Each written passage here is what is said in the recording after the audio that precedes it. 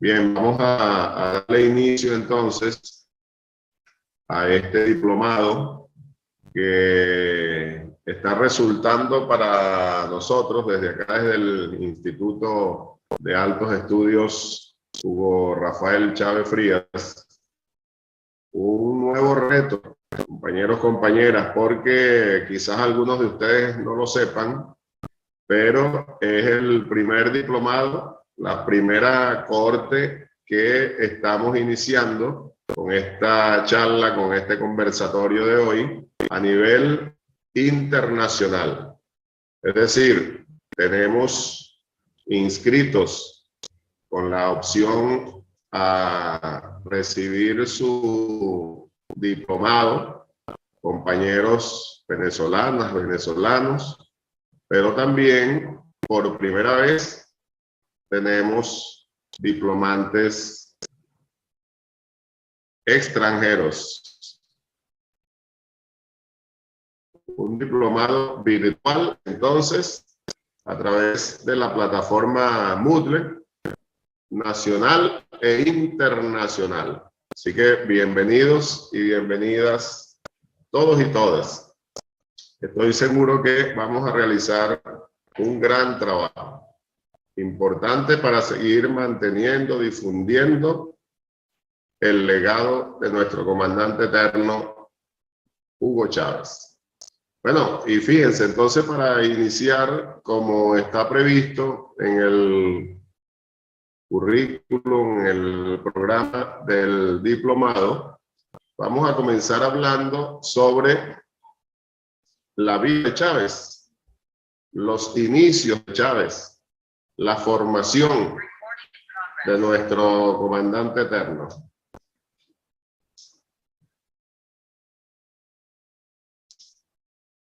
Los inicios, la génesis de nuestro comandante eterno. Hay que comenzar recordando el nacimiento, los primeros años de Chávez en Sabaneta. Sabaneta es la capital del municipio Alberto Arbelo Torrealba de nuestro estado natal, Barinas. Hugo Chávez nació, como seguramente todos ustedes ya conocen, un 28 de julio de 1954. Este año nuestro comandante cumple 68 años. Allí, pues, por supuesto, se dieron los primeros pasos en su formación. La formación normal de los niños, las niñas de aquella época, en la escuela primaria, los contenidos de los currículos, los programas de estudio normales de la época, pero es importante destacar entonces, compañeros, compañeras, que allí Chávez comenzó a recibir las primeras influencias que contribuyeron de alguna manera a iniciar la formación de ese líder que ahora conocemos. Influencias importantes, además de los padres, Hugo de los Reyes y Rosa Elena, que eran maestros, sobre todo nuestro padre, que era maestro en la misma escuela primaria donde estudiamos, pues era una influencia dentro de lo que es el ejemplo y el estímulo a la lectura, al estudio directa para él y para nosotros, los hijos de esa familia Chávez Frías. Esa es una influencia que debemos tener en cuenta porque sin duda que ayudó, influyó en ese Chávez lector que todos conocemos. Realmente fue un estímulo, una motivación que recibimos desde muy pequeños, pues, a través, sobre todo, de nuestro padre. Y está la influencia de la mamá Rosa. Ustedes han oído también de boca del propio comandante Chávez todo el amor, la dedicación que nos dio la abuela, a la que identificábamos así, Mamá Rosa. Para nosotros existían dos mamás: Mamá Elena, la madre biológica, y Mamá Rosa, la abuela, que nos crió prácticamente a Hugo y a mí. Porque por situaciones familiares que se han mencionado en otro momento y que no vale la pena mencionar ahora, nosotros, Hugo y yo, este servidor siendo el mayor de la familia y Hugo el segundo, nos quedamos con la abuela, con la Mamá Rosa. Y aunque la otra casa siempre estuvo muy cerca, nosotros pues vivíamos directamente con la abuela. Y esa fue una influencia muy importante porque, bueno, la abuela, amor, toda dedicación, una compañera muy solidaria con los vecinos, siempre estaba preocupada por cómo estarían esas familias vecinas, qué necesitaban, lo poco que teníamos, porque realmente nosotros éramos una familia pobre. Pero lo poco que teníamos o que se conseguía, la abuela lo compartía, sobre todo con otras familias más necesitadas aún que la nuestra. Entonces, en ese ambiente nos criamos. Eso influyó sin duda en el carácter y el sentimiento de Hugo Chávez, la solidaridad, pero también la disciplina, la honestidad. En la escuela primaria también, Chávez comenzó a preocuparse a través de la influencia del maestro Hugo de los Reyes y otros maestros de esa escuela Julián Pino en Sabaneta por la historia patria. Aunque en esos primeros años no con mucha dedicación, pero comenzó a preocuparse por esa historia patria, sobre todo Bolívar, Zamora, de los héroes de diferentes épocas en nuestra historia, pero que tenían ya una influencia importante, sobre todo en esa zona de Barinas y para los maestros, porque Zamora, parte de su campaña, por ejemplo, la hizo en todos esos llanos de Barinas y los alrededores. Entonces siempre se sintió una influencia allí. Por aquí pasó Zamora, por aquí pasó Bolívar, el padre libertador. Entonces los maestros, nuestros maestros, incluyendo a nuestro padre, insistían de alguna manera en esa situación vivida en los años del siglo XIX, en esos años primero de la independencia dirigida por Bolívar, la lucha por la independencia dirigida por Bolívar, y años posteriores la guerra federal dirigida por Ezequiel Zamora. Y también Hugo siempre fue un muchacho muy dinámico, preocupado por conocer, muy curioso, y entonces nuestro padre lo motivó a que en algunas fiestas patrias él fuese una especie de orador de orden. Es decir, siendo muy pequeño todavía, 8 o 9 años, digamos, ya cursando cuarto o quinto año de educación primaria, entonces nuestro padre le escribía algunas ideas para esas fiestas patrias y le proponían que él fuese el orador, el que diese el discurso en la Plaza Bolívar del pueblo o en la misma escuela, dependiendo del acto que se organizase para celebrar la fiesta patria.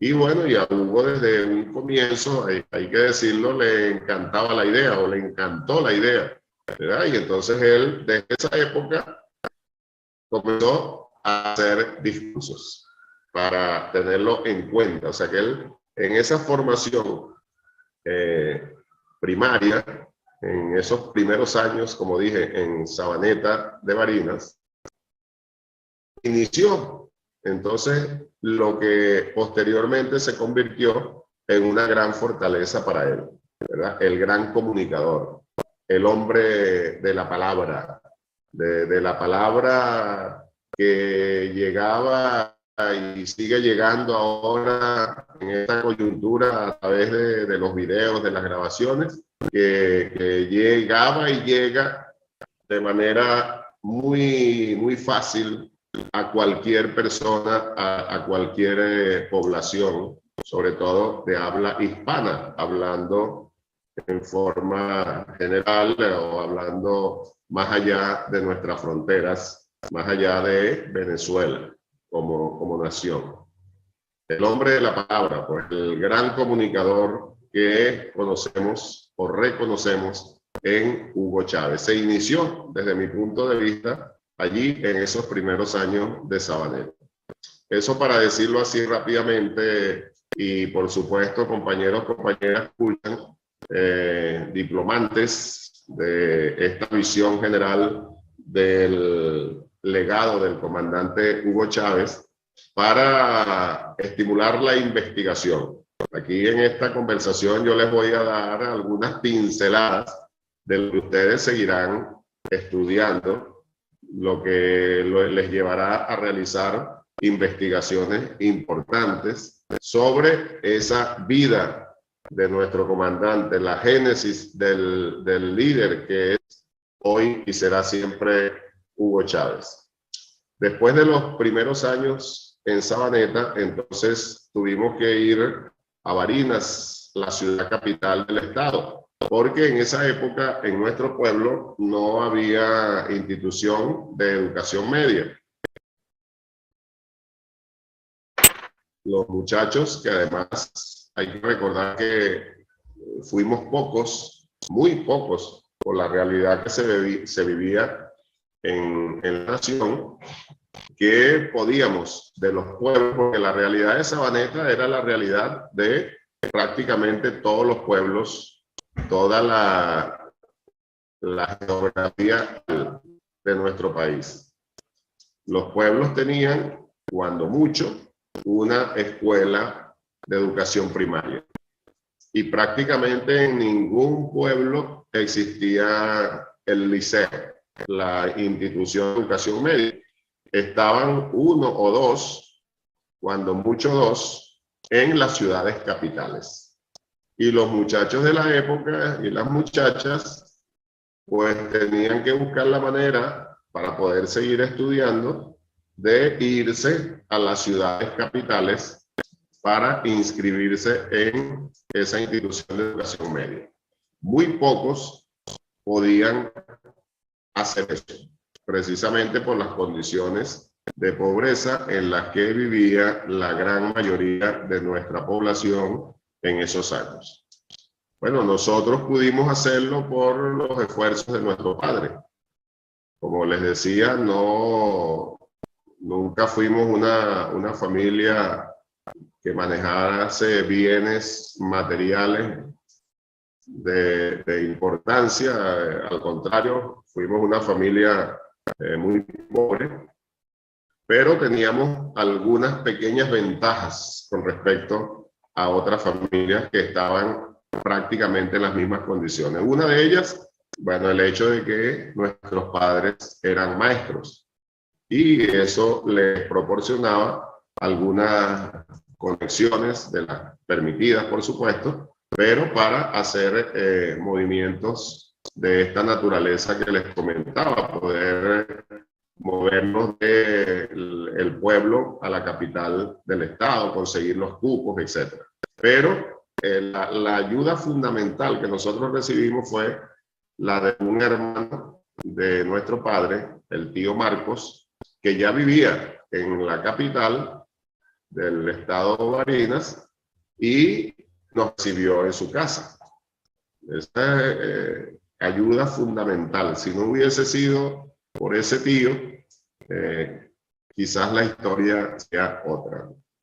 Lo cierto que vienen esos años de Hugo en el estado, en la capital, perdón, del estado Barinas, que tiene el mismo nombre, Ciudad de Barinas, y allí hace todo su bachillerato, los 5 años de educación media. Siempre un estudiante también, por lo menos en la escuela primaria de Sabaneta, Hugo presentó examen final en 6º grado, porque todos los demás años, del 1º al 5º grado, fue eximido, ¿verdad? Esa figura que ustedes saben existe para los niños de alto rendimiento. Y en el liceo, siempre excelentes notas en todas las materias. Entonces, y además de esos estudios, de esa preparación académica, a la que siempre le prestó mucha atención, mucha dedicación, bueno, entonces también se dedicó con mucho empeño a la pintura y a la práctica del béisbol. Y fue un buen pintor. Ustedes seguramente han visto algunas de sus obras por ahí. No son muchas, pero existen algunas. Y se muestra allí que fue buen pintor y un excelente pelotero. Allí, en esos años de bachillerato, comenzó a tener las primeras influencias políticas. Llamémosla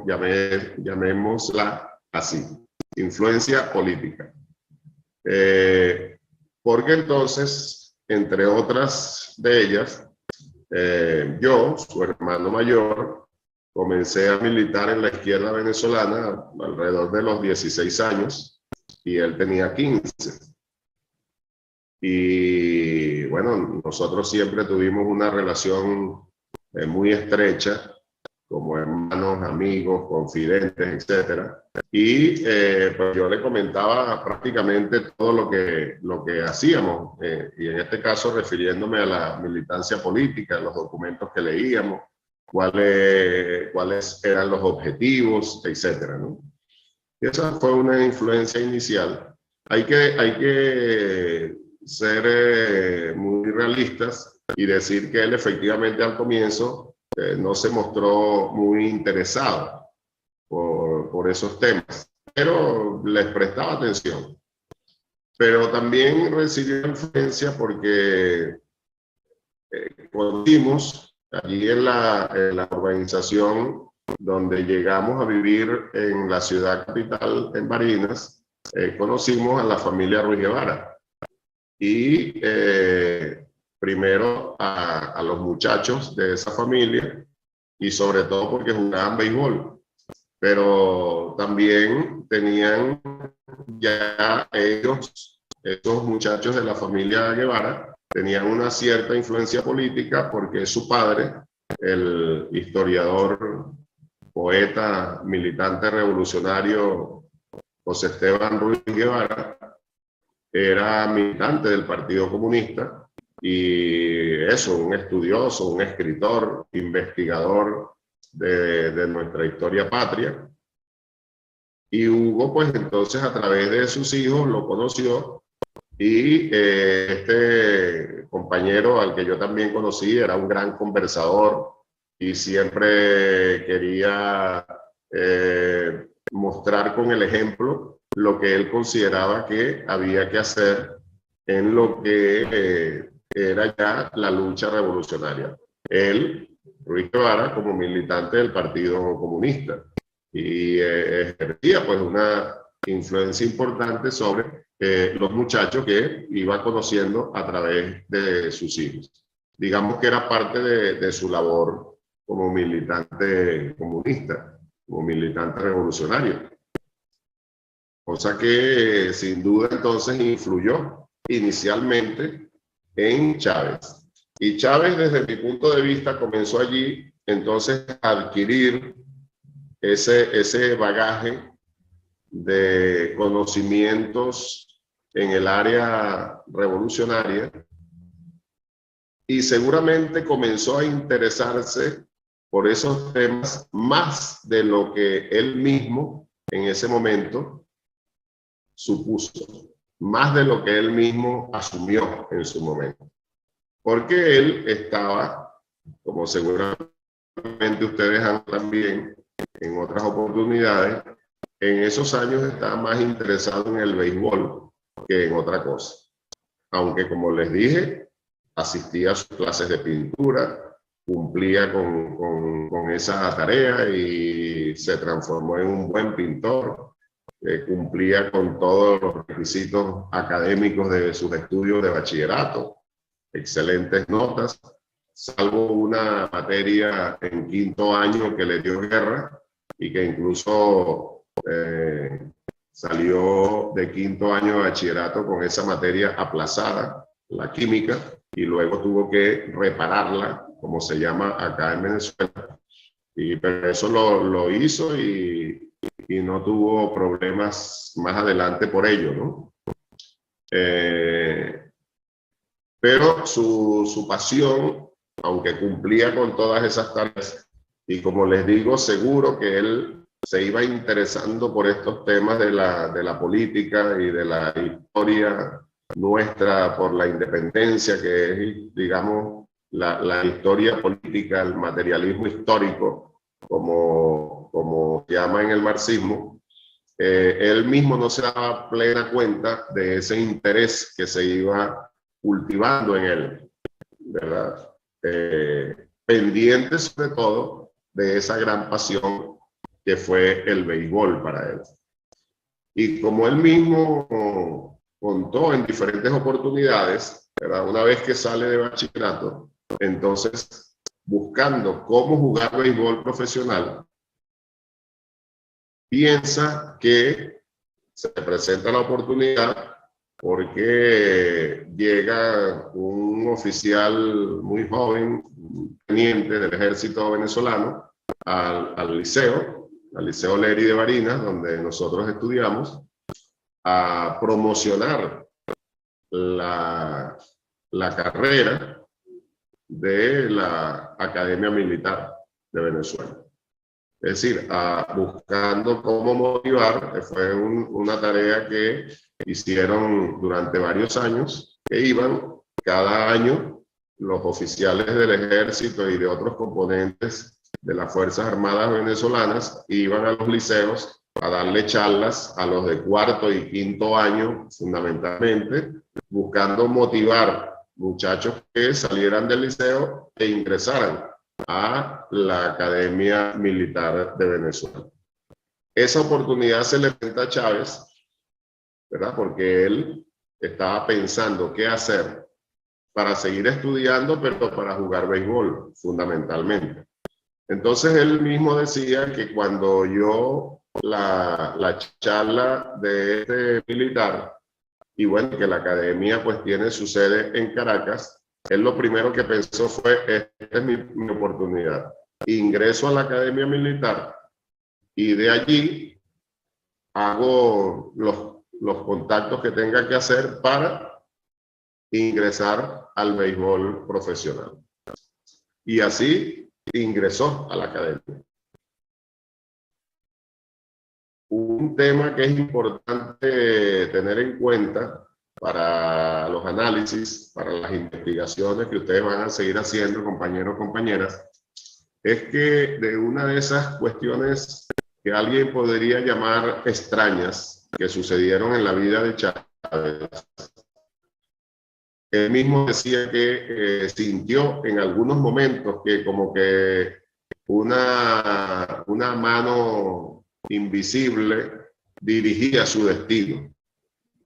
Porque no es este el único caso. Hay otros que ustedes, estudiando su vida, los van a ir detectando.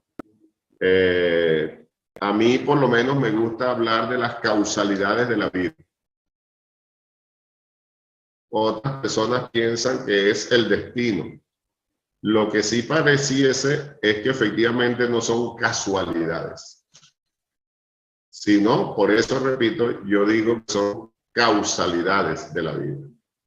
Porque Chávez entra entonces con esa pasión por el béisbol, pensando en utilizar la Academia Militar como un trampolín, para decirlo de esa manera muy llana nuestra, usarla a la Academia Militar como un trampolín para ingresar al béisbol profesional.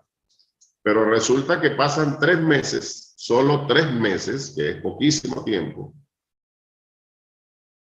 de esos cursos introductorios que hacen en la Academia Militar, para que, aunque los muchachos y ahora muchachas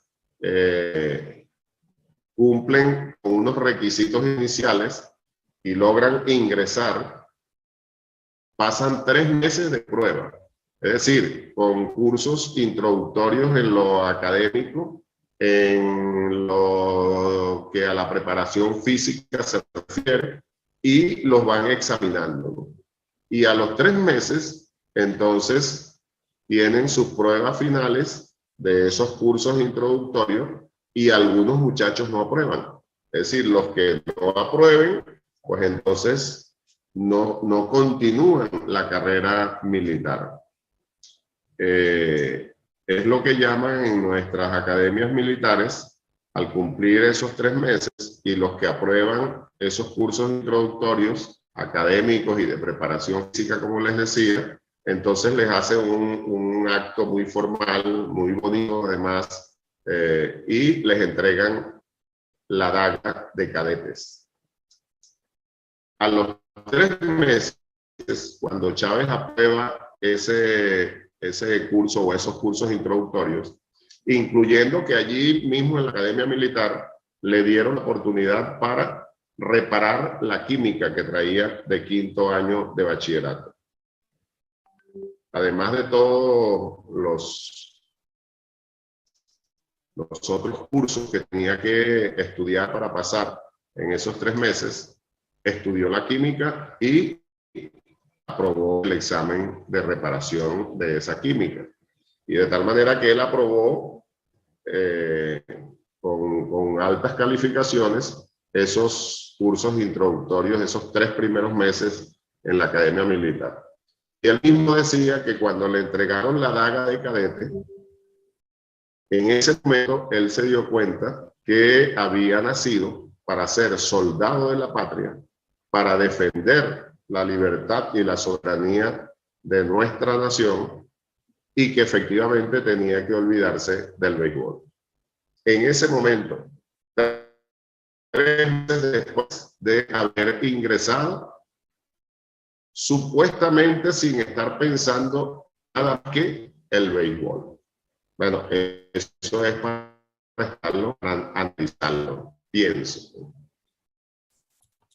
Luego entonces se dedica a lo que significa prepararse en esos 4 años de la Academia Militar para ser de los mejores oficiales que egresaran de la Academia Militar. Ese fue entonces su propósito. Y allí recibe otras influencias importantes para lo que vino después. Porque ahí la Academia Militar sufrió una transformación precisamente ese año en el que Chávez ingresa, 1971, del siglo pasado, y la Academia Militar pasa a ser, para decirlo rápidamente, se transforma de ser una institución técnica a una institución universitaria. Y es la de Chávez, la primera corte que egresa con el título de licenciados en artes militares y con una especialidad que cada uno escogía en su momento. Entonces, con esa transformación, que también es importante tener en cuenta, la vieja Academia Militar se transforma entonces en una universidad militar y tiene la necesidad de usar personal, digamos, más calificado que el que tenían anteriormente. Y allí, entonces, ingresan como profesores algunos civiles, profesores universitarios, con mentalidad progresista, a darle clase a estos nuevos cadetes de la nueva Academia Militar. Pero también son llamados a dar clases allí, en esa nueva Academia Militar, algunos oficiales militares ya de alto rango, que siempre fueron muy estudiosos analistas de nuestra historia y de nuestra realidad, la coyuntura de esos años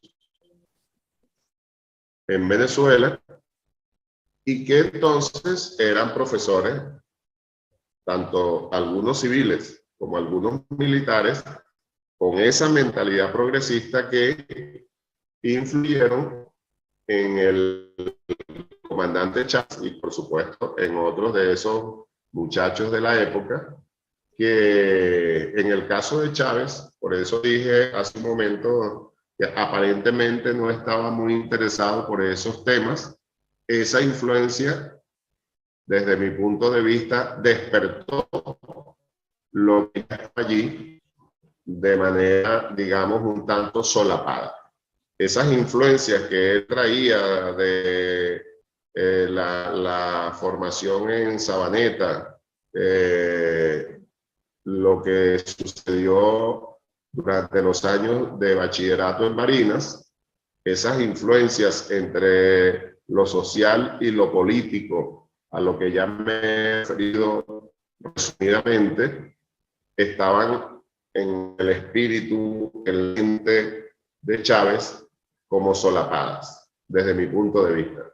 Y las influencias de la Academia Militar despertaron, hicieron que afloraran esas influencias que había recibido el comandante Chávez. Y entonces comenzó con mucha conciencia ya entonces, se hizo consciente estas situaciones que le interesaron mucho y comenzó a estudiarlas, a investigarlas, a analizarlas, ahora sí con un propósito, podemos decir. De ahí en la Academia Militar, él se dio cuenta, como incluso lo escribió en un diario que está publicado por allí, el Diario de Cadete, que escribió el propio Chávez cuando tenía escasos 19, entre los 19 y los 20 años, que él se dio cuenta de la realidad que vivíamos en el país, la dependencia, la pobreza, la mayoría de la población, la corrupción, incluyendo algunos personajes de la propia Fuerza Armada venezolana. Todo ese panorama que conformó la Cuarta República, él se fue dando cuenta, fue estudiando y fue prefigurando en su mente un proyecto que él resuelve en el Diario del Cadete, diciendo algo así como: algo hay que hacer, algo tenemos que hacer para salvar la patria. Ahí comienza a nacer entonces el Chávez político, y con él comienza a nacer el proyecto bolivariano de esta nueva época. Porque dentro de esas influencias en la Academia Militar, pues por supuesto, profesores, ya dije, tanto civiles como militares, que insistían en el estudio, en el rescate de nuestra memoria histórica. Y por tanto, entonces, en la investigación, el análisis de el proyecto bolivariano inicial, el proyecto del padre libertador, pero también las enseñanzas de Simón Rodríguez, de Ezequiel Zamora, de Miranda, de Sucre. Y nace entonces, podemos decir allí, en esos años de la Academia Militar, el nuevo proyecto bolivariano que Chávez va prefigurando sobre la base de el anterior proyecto de libertad y soberanía del padre libertador, y con esas contribuciones de nuestros propios libertadores y libertadoras, y teniendo en cuenta enseñanzas, ejemplos de otras partes de nuestra América y del mundo. Porque fíjense que hay una figura bien importante de tener en cuenta, que también la dijo el propio Chávez. Después del 4 de febrero, uno de los ataques que lanzaba la derecha nacional e internacional al comandante y a los demás militares que lo acompañaron en la insurrección del 4 de febrero del 92, pero sobre todo dirigiéndose a Chávez, que ya la oligarquía, la derecha nacional e internacional había identificado como el líder de aquel movimiento desde los primeros momentos de ese 4 de febrero, así como lo identificó el pueblo. La derecha le puso ojo, como se dice, y uno de los ataques, porque entonces comenzó la guerra mediática desde ese mismo momento. Disculpen que me desvíe un poco del hilo de la conversación, pero tiene que ver con ello. Comenzó la guerra mediática inmediatamente, y uno de los ataques que le lanzaban era que él había sido un infiltrado del Partido Comunista en la Academia Militar, como parte de un plan para lo que sucedió, para llegar hasta una insurgencia militar. Bueno, decía la derecha venezolana, un golpe de Estado. Chávez fue infiltrado por una célula del Partido Comunista con el plan de dar un golpe de Estado como el que dieron el 4 de febrero. Chávez después decía, eso es totalmente falso.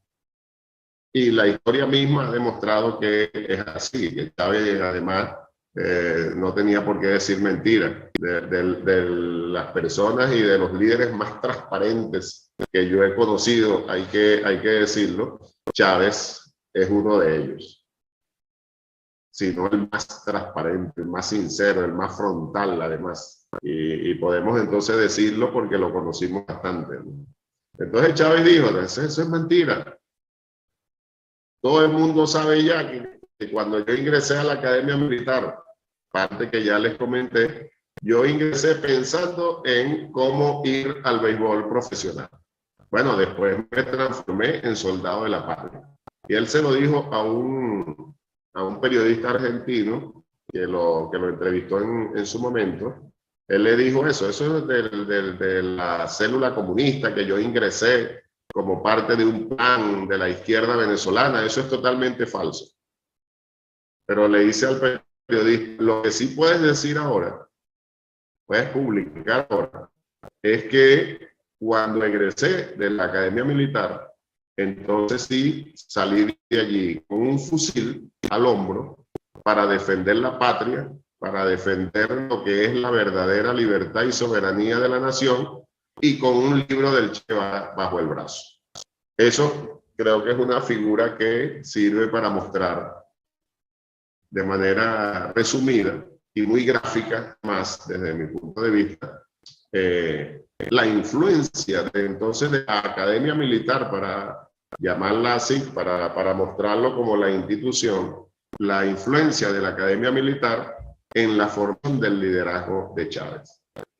Y es así, ustedes siguen investigando, que lo van a hacer, estoy seguro, y profundizan en todo lo que vivió Chávez durante esos 4 años en la Academia Militar, y se dan cuenta que efectivamente pues allí se pulió el espíritu de Chávez para lograr transformarse en ese líder que ahora conocemos. Él surgió de allí con la idea clara de qué era lo que había que hacer, aunque primero decía, hay que hacer algo, tenemos que hacer algo para salvar la patria. Cuando salió de la Academia Militar, ya él sabía qué era lo que había que hacer. Terminar de organizar un movimiento cívico-militar para la toma del poder político y lograr transformaciones profundas en nuestra nación que nos llevasen a lograr verdaderamente libertad y soberanía. Un proyecto de transformaciones profundas que nos llevasen a lograr el proyecto auténtico del Padre Libertador, para decirlo también así de manera resumida. Pero así salió Chávez de la Academia Militar. De ahí en adelante todo un proceso que es un poco más largo de conversar y que, como les he dicho, para las etapas anteriores de la vida de Chávez, ustedes deben, en el desarrollo de este diplomado, y van a tener varias clases relacionadas con eso, les van a poner tareas, sus tutores y tutoras relacionadas con ello. Viene todo ese proceso de organización, entonces, perdón, de captación de elementos, tanto en el ámbito militar como en el ámbito civil, para organizar pues a la vanguardia que va a asumir lo que ya decía. Tomar el poder político con un programa de gobierno, un proyecto político ideológico para las transformaciones profundas necesarias en la nación. Eso Chávez lo logra con altos, bajos, problemas internos, delaciones, traiciones, pero y sobre todo por el gran empeño de nuestro comandante eterno, aunque en algunos momentos se producen algunos retrocesos, él logra que esa organización siga avanzando. Y llega diciembre de 1982, donde todavía con dificultades importantes de tener en cuenta, realiza el juramento en el Samán de Güere. Ese es otro momento crucial en el desarrollo del liderazgo de Chávez y por tanto en el desarrollo del proyecto revolucionario. Las circunstancias que llevaron a que, aparentemente de manera casual, pero yo digo que es parte de la causalidad de la vida en Chávez, fuese junto con otros compañeros al Samán de Güere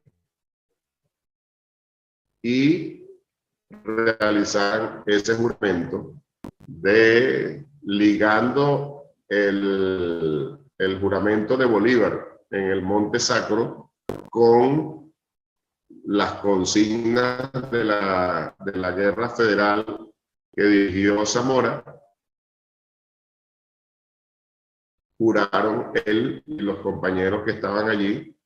Bueno, eso no da descanso a sus brazos, a sus almas, hasta no liberar a Venezuela del yugo de la oligarquía y del imperialismo norteamericano, para decirlo así resumidamente también. Ese juramento marcó la historia de Chávez, la historia de nuestro proyecto, la historia del país, por tanto, y desde nuestro país hacia nuestra América. Un momento crucial en nuestra historia. De allí sale Chávez con el apoyo de otros compañeros.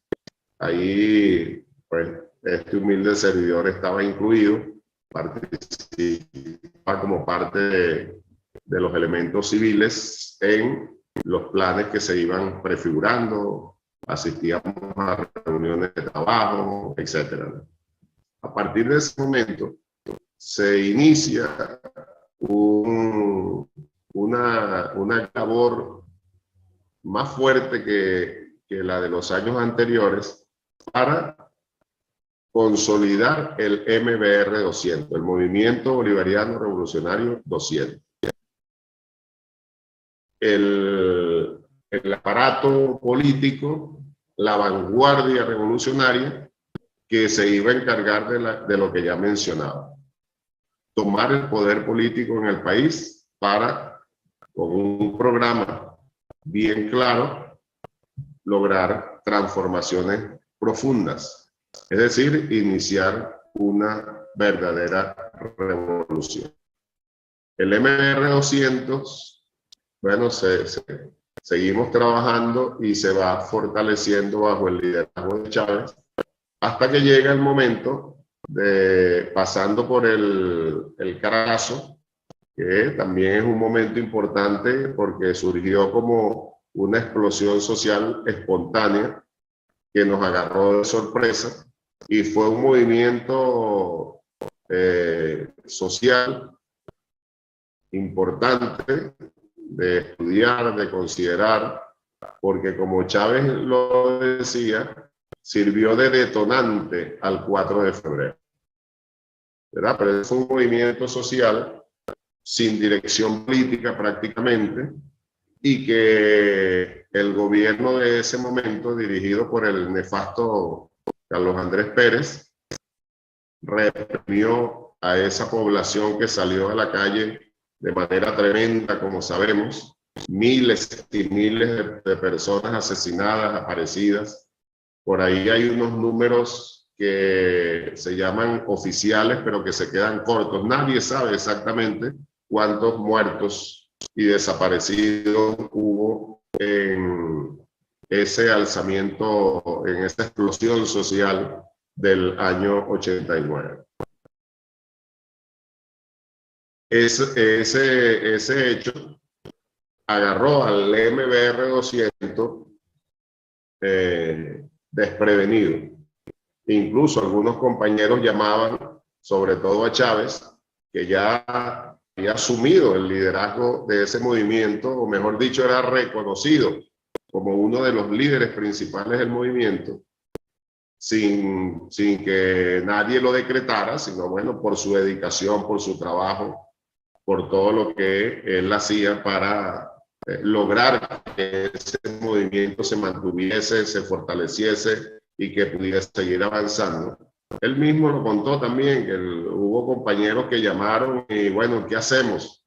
Y la decisión en ese momento fue esperar, ¿verdad? Porque no estábamos preparados para lanzar una insurgencia que realmente tuviese algunas posibilidades de éxito, ¿verdad? Pero ese hecho sirvió de detonante, como ya dije, para el 4 de febrero.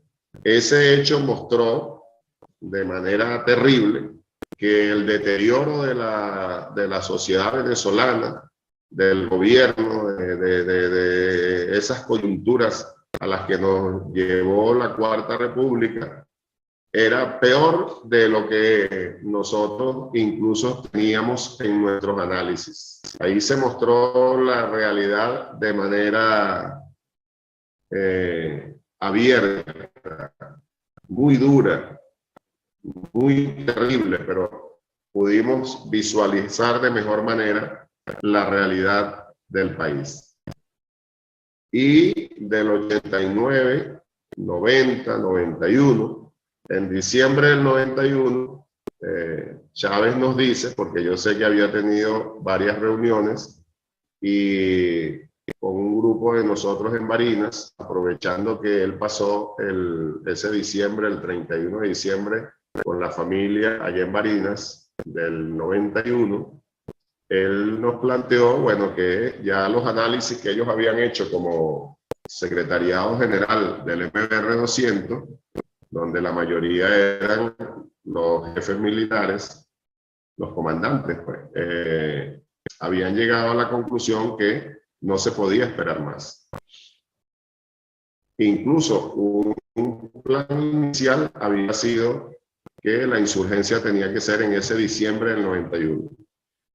Hubo algunas situaciones allí que no permitieron que eso se realizara. Ya terminando el 91, entonces se tomó la decisión que no se podía esperar más, porque están condiciones, como dice la teoría, objetivas y subjetivas, estaban dadas para la acción que se había planificado.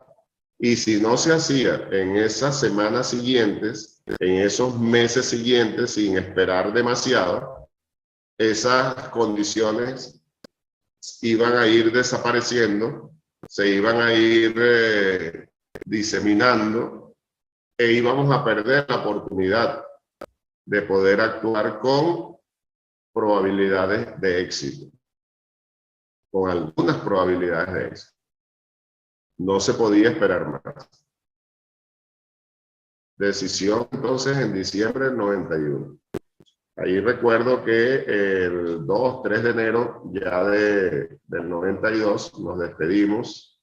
Hugo salía de Barinas y se incorporaba a su trabajo en la guarnición militar donde estaba en Maracay, del estado Aragua.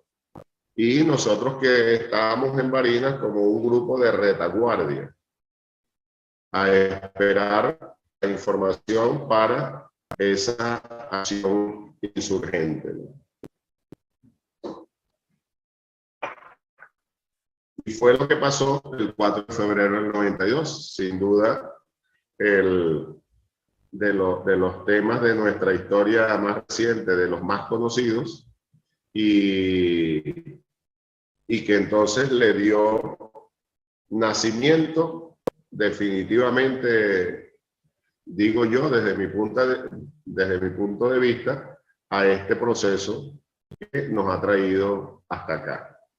Porque el 4 de febrero, hecho que hay que seguir estudiando, igual que los anteriores que he mencionado, pero que es entonces de los más conocidos, podemos decir.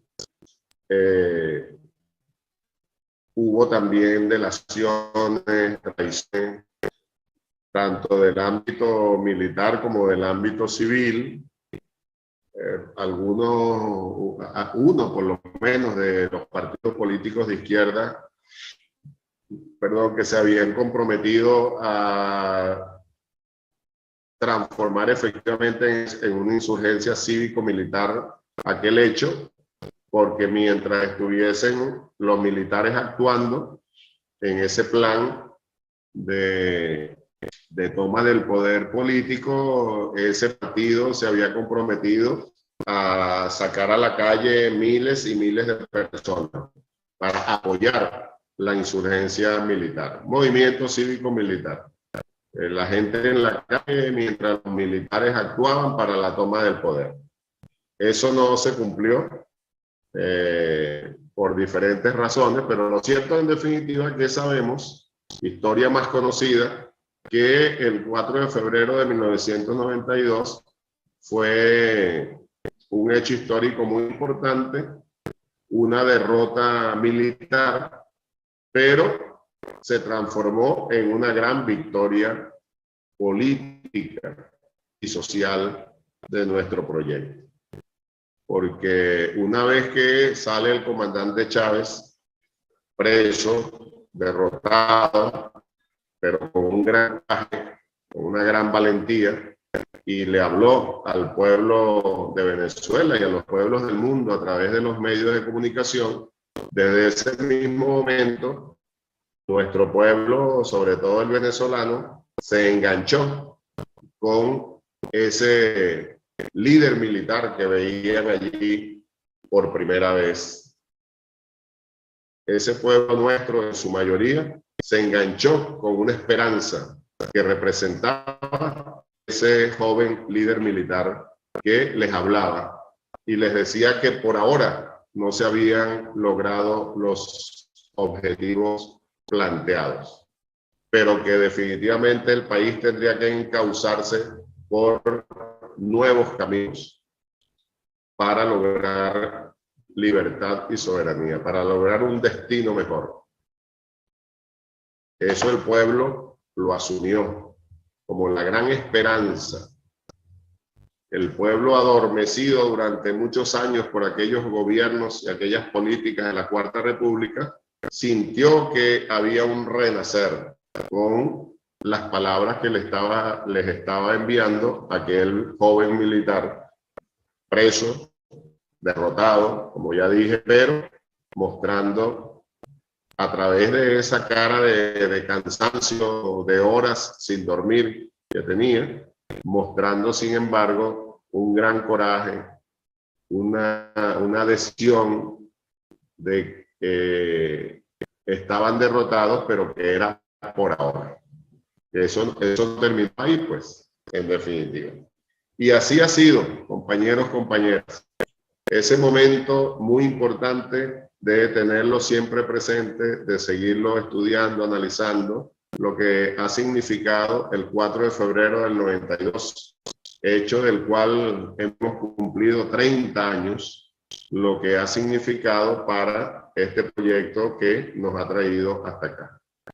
Fíjense que de todas las conmemoraciones que han sido bicentenarias en nuestra nación, tenemos este año las conmemoraciones de estos hechos a los que me he referido como parte de la génesis del liderazgo de Chávez, de la génesis del proyecto de construcción socialista que nos ha traído hasta acá.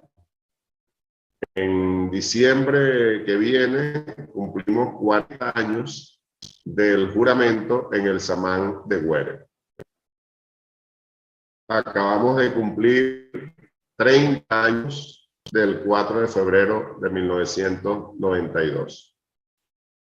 Y se cumplen 20 años de otro hecho que no he mencionado hasta ahora, pero que voy a tocar rápidamente y con eso voy a terminar esta conversación. Cumplimos 20 años del golpe de Estado, ese sí, un golpe fascista, organizado por el gobierno de los Estados Unidos y ejecutado por la derecha venezolana. 20 años del golpe de Estado del 2002. Rápidamente, para enlazarlo con todo lo que les he venido comentando, bueno, después de la derrota militar del 92, Chávez, 2 años preso, la cárcel de la dignidad, como él mismo la llamó, 2 años que Chávez aprovechó para seguir puliendo su formación, el proyecto bolivariano. Fueron 2 años de mucha producción intelectual de Chávez, pero también de acción, porque desde la cárcel y a través de los contactos que tenía con nosotros, que íbamos y veníamos, desde allí comenzó a organizarse de manera muy sólida en la calle el MBR 200. Cuando él salió en el 94, marzo del 94, de la cárcel de Yare, ya el MBR 200 era un movimiento bolivariano fuerte en la calle. Mucha participación popular, pues, en definitiva, se habían sumado algunas fuerzas de izquierda, algunos viejos militantes de diferentes partidos de izquierda, de las guerrillas venezolanas que habían estado por allí sin saber exactamente qué hacer, con algunas desesperanzas, empezaron a sumarse con Chávez en la cárcel al MBR 200. Cuando él sale, ya tenemos ese movimiento organizado en la calle. Y comienza ese recorrido de Chávez por todo el país y logra entonces consolidar su liderazgo y fortalecer la organización, el MBR 200 en la calle. Y después de varios debates, de análisis de todo tipo, encuestas incluso que logramos realizar, tomamos la decisión en abril, 19 de abril exactamente de 1997, de participar en las elecciones presidenciales que se tenían que realizar en el país en diciembre del 98. Y se inicia una etapa que tomamos la decisión de, por ahora, dejar la vía de las armas e ir, porque era lo que las condiciones objetivas y subjetivas del momento nos mostraban, ir a la toma del poder político por la vía pacífica, participando en las elecciones del 98 con Chávez como candidato a la presidencia.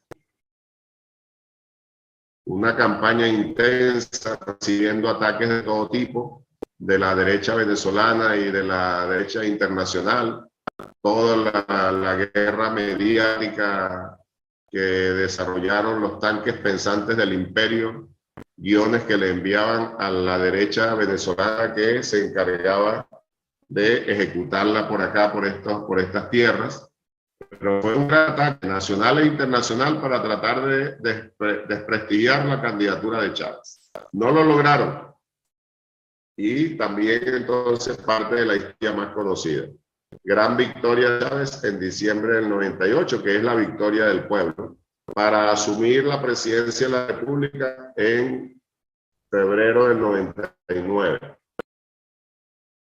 Y de allí se inicia entonces ese proceso de transformaciones profundas para la construcción de la patria nueva.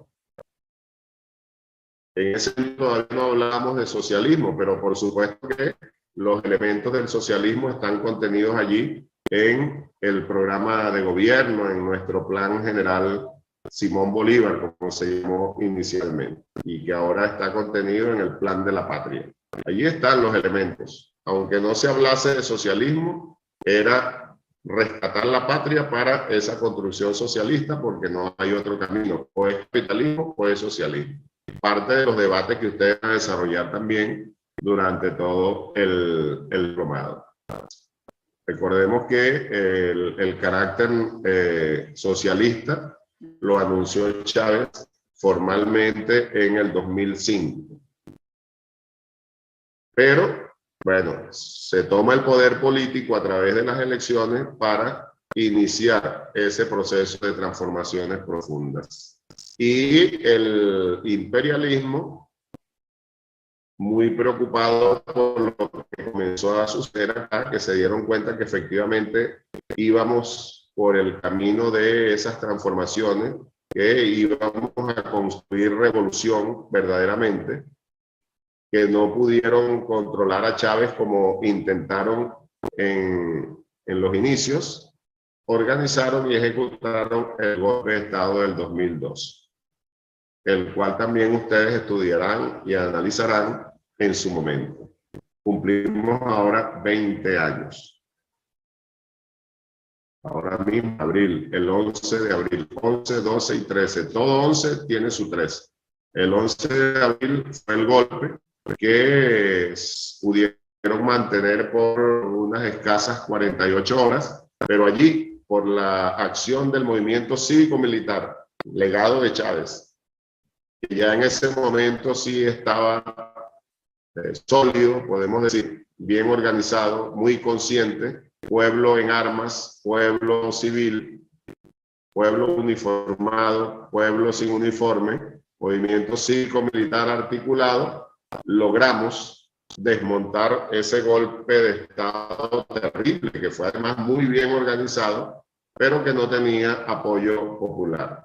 Y Chávez y la revolución sí tenían ese apoyo del pueblo, además de la mayoría de la Fuerza Armada Bolivariana. Ya se había consolidado, podemos decir así, el movimiento cívico-militar que nos ha permitido seguir resistiendo y venciendo los embates del imperialismo norteamericano en ese intento de frenar nuestro proceso. Como siempre decimos, no han podido ni podrán. Todos esos elementos van a tener la oportunidad entonces de estudiarlos, seguir investigando, profundizar en esas investigaciones, continuar analizando para seguir fortaleciendo la conciencia revolucionaria a nivel nacional e internacional, y bueno, y que eso nos permita entonces tener un mayor bagaje teórico, para llamarlo de esa manera, y seguir con la práctica revolucionaria. Teoría y práctica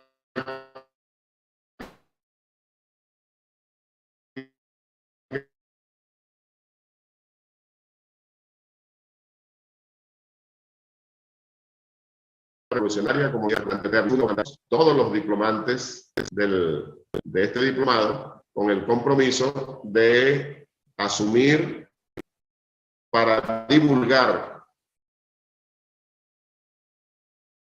por todas partes ese legado de Chávez como parte de la teoría revolucionaria que nos permite entonces ir a la práctica diaria por nuestras transformaciones, por nuestra libertad y soberanía en cada sitio de nuestro continente y más allá, ir a esa práctica revolucionaria con mayor solidez, con mayor conciencia, con mayor seguridad. Espero haber sido que ustedes tenían y bueno, de esta forma damos inicio formal al diplomado, la visión general, el legado del comandante eterno Hugo Chávez Frías, con los objetivos que les he planteado también resumidamente. Un gran abrazo para todos y todas. Nos seguiremos viendo por estas vías y otras, para contar juntos en esta lucha revolucionaria, compañeros y compañeras, compatriotas, camaradas. Viviremos y venceremos.